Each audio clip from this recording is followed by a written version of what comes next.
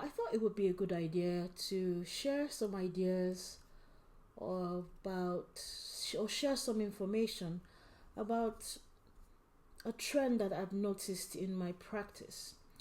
Now, I've noticed that I've been approached by quite a few families who have some very peculiar needs, particularly some families who are from Eastern Nigeria.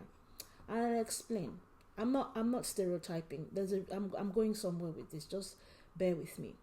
Now, there's a very strong cultural preference in many parts of Africa, especially in Nigeria and Eastern Nigeria, for sons. For sons to carry on the name of the family, for sons to carry on the lineage, for sons to inherit property, etc., etc. And those of you who speak Igbo will be very conversant with names such as Obiechina, Afam Efuna.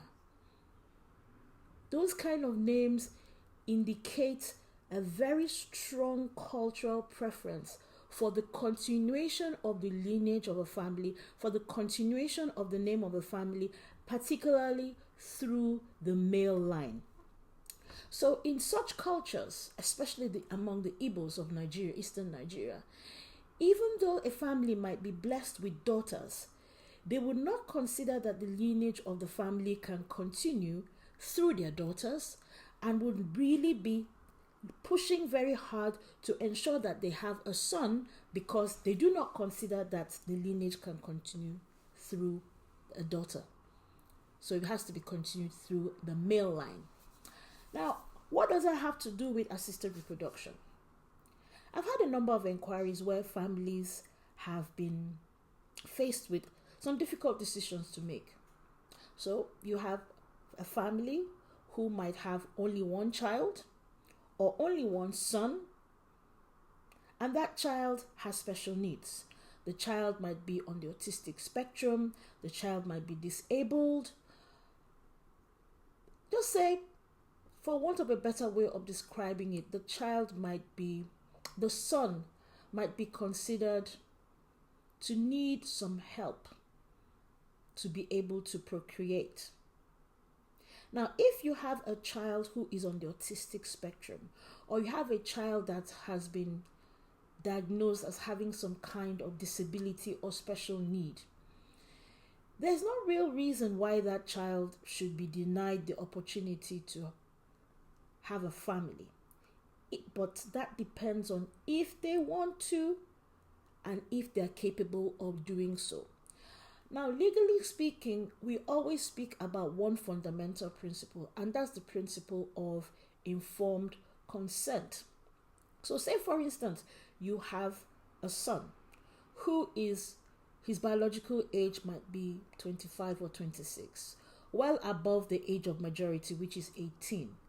But that child or that son might have the mental age of a 5-year-old or a 6-year-old or a 10-year-old, which basically means that that child has the mental capacity of a minor, and that child is not capable of providing informed consent for the purposes of fertility treatments, such as the collection of a sperm sample, participation in a surrogacy, participation in IVF, or participation in a marriage. And so, as far as that child is concerned, his ability to procreate is curtailed by that mental incapacity or the incapacity to provide informed consent. Now, this is where it gets complicated for many African families. And for many African families and many cultures, it's considered it's still considered, believe me, it's still considered something of a tragedy in 2025 not to have a son. And so if you have a son who is disabled, it's still considered something of a misfortune. And so I've been approached by a number of families who find themselves in such a situation, and they come to me with one peculiar problem. They come to me to ask my opinion as to whether or not it will be legal, or whether it will be possible for them to collect their son's sperm and to use that sperm with either a donor egg or a surrogate to ensure that that disabled son has a biological or a genetic child who will carry on the family name. Now, I am Nigerian, although I have had education and exposure outside Nigeria, but I am fundamentally Nigerian and African. And so I completely understand the aspirations and the feelings of these families. But I have to make some certain things very clear. Now, if somebody does not have the mental age of an adult as a result of a medical condition, which might be Fragile X, it might be autism, it might be some other mental disability, it might be a learning disability, it might be anything that the end result is that that child or that individual does not have the mental capacity to provide informed consent. If anybody went ahead, for instance, to go and collect a sperm sample from such a person, such an act will be considered an assault because the person in question is unable to provide their consent.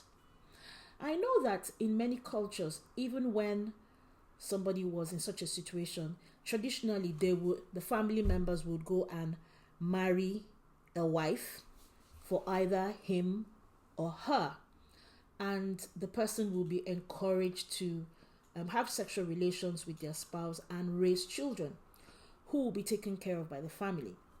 But these days things have changed. I'll give you an example. A family finds themselves with only one child, a boy, and that child is disabled. And that child might not even necessarily be in Nigeria. They might be abroad. But one thing I've found out is that even though we are abroad, we are still essentially the same people. We have the same values, the same motivations, we have the same pains. We still have all the same cultural, motivations as our brothers and sisters who still live in Africa or who live in Nigeria.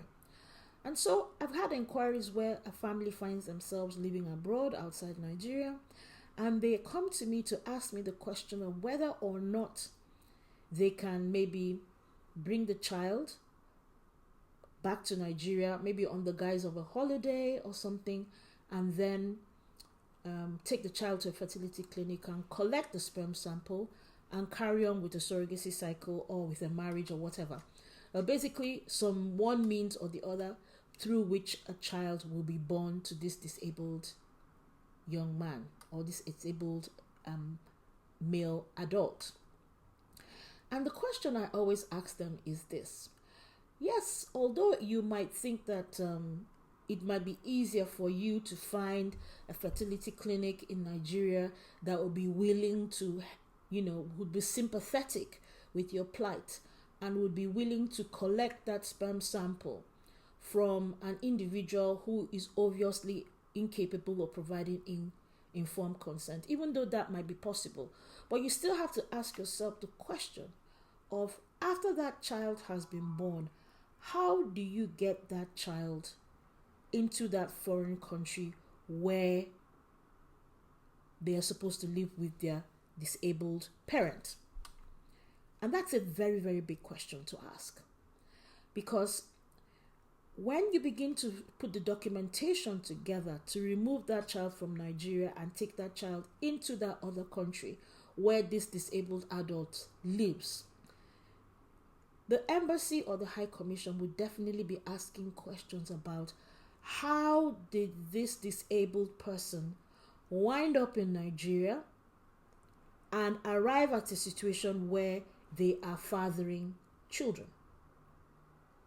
And questions will be asked of the people who have the legal authority to make decisions on behalf of that individual, who would usually be the mother, the father, the siblings, and other close relations. Now, it's a very important consideration because in some instances, these disabled people who live abroad have access to welfare support and payments, which come to quite a lot of money. And because the person involved is unable or incapacitated in one way or the other, there would usually be a close member of the family who is appointed as a guardian to make decisions regarding their welfare and regarding their finances on their behalf. Now, if questions are asked about the kind of decisions that are being made by that guardian or deputy or whatever it's called in the different countries, if questions are asked about the kind of decisions that that person is making on behalf of the disabled person, certain important consequences can flow. One of those consequences is that that person could be removed from that position, thereby making it impossible for them to control or make decisions regarding that disabled person, including their finances and decisions affecting their welfare. This is something that the courts are empowered to do, and which the courts have showed no reluctance in using the powers to strip family members of their authority to make decisions regarding the disabled person if they feel that that power is being abused. Now, and I can think of very few more extreme examples of what could be construed as an abuse of a relative's power over somebody else, if not for the example that are more extreme than the example of a mother or a father or a sibling removing that person from a country, taking them abroad, and subjecting them to fertility treatment when they are incapable of providing informed consent. That would be considered a very extreme example. And I wouldn't be surprised if such a case came up, that the embassies and the high commissions would definitely make a referral to social services for questions to be asked about the welfare of that disabled person. So I say this with every sense of responsibility and respect. I don't intend to cast any shade on any ethnic group. For anything, I am I am partially Igbo, and so I identify very strongly with my Igbo heritage. But this is something that seems to be affecting the Igbos of Nigeria in the diaspora a lot more than other ethnic groups in Nigeria.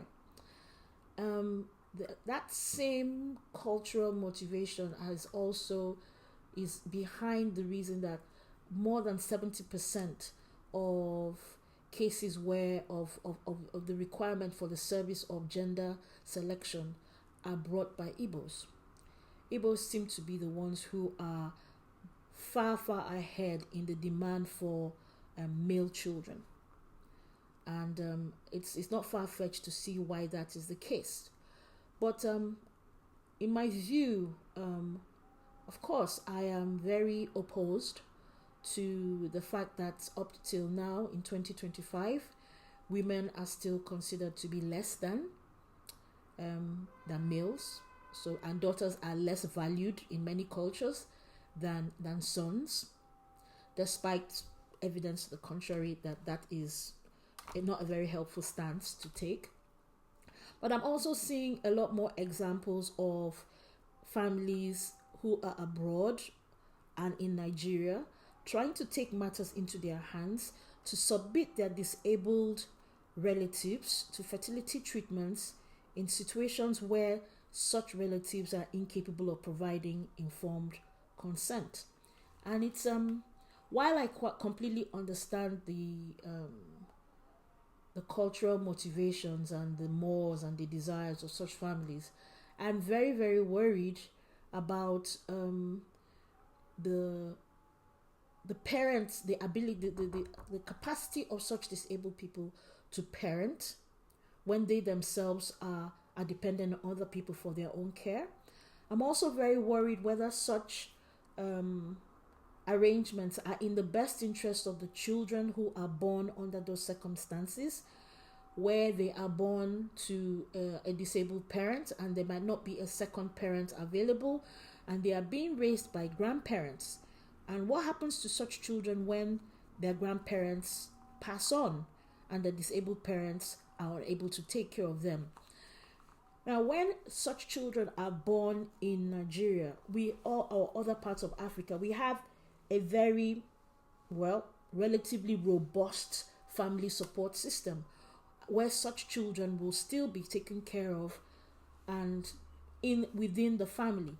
But when those children are born and taken abroad, where you don't have that extended family system, so basically these children would be considered to be at a disadvantage because their parents are disabled, and that enough care and consideration was not taken to ensure that they would have the benefit of a stable and loving family to raise them for the foreseeable future, especially in the context where these births are being arranged and procured by grandparents who are worried about the continuation of their lineage. So I just thought it would be a good idea for if you are faced with this kind of situation where you have a son or you have a child who is disabled or might be autistic spectrum, Fragile X, or any other disability that makes that person deprives that person of the adult capacity to make certain decisions and to be independent, to take care of themselves. There's basically enough independence and mental capacity to be able to go to school or learn a trade, get a qualification, get a job, move out of home and be independent.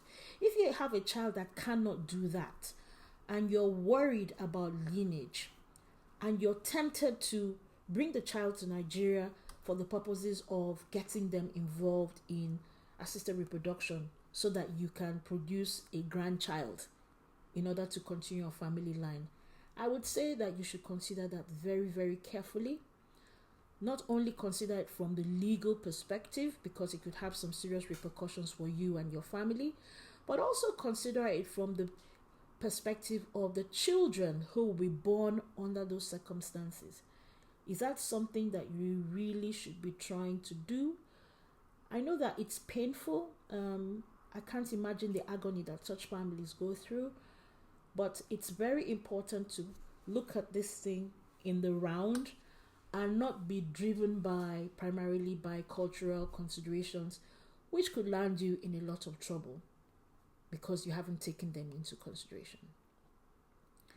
So if you would like more information about informed consent and reproduction by disabled people or people who have impaired ability to provide consent, you can get in touch with me on my social media handles, and you can also read up some more information on my website, which is www.okamaralaw.com, on any of my handles, and I'm the Niger Fertility Lawyer on Instagram. Take care and be careful out there.